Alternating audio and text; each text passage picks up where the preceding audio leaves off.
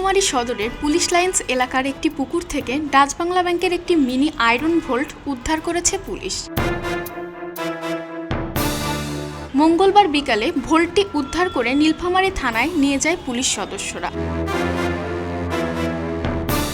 দুপুরের দিকে পুকুরে ভোল্টটি পড়ে থাকতে দেখে স্থানীয়দের মধ্যে কৌতূহলের সৃষ্টি হয়। পরে বিষয়টি পুলিশকে জানানো হলে তারা ঘটনাস্থলে গিয়ে ভোল্টটিকে উদ্ধার করে।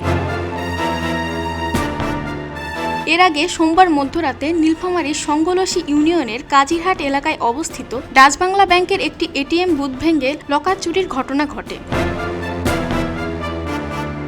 ডাচ বাংলা ব্যাংক সৈয়দপুর শাখার ব্যবস্থাপক জাহাঙ্গীর আলম জানান, উদ্ধারকৃত ভোল্টটি তাদের এটিএম বুথের। সোমবার রাতে দুর্বৃত্তরা এটিএম বুথে প্রবেশ করে ভোল্টটি ভেঙে নিয়ে যায়। তবে এই ভোল্টে কোনো টাকা রাখা হয় না, সেখানে এটিএম কার্ড ছাড়া কিছু ব্যাংকিং কাগজপত্র ছিল।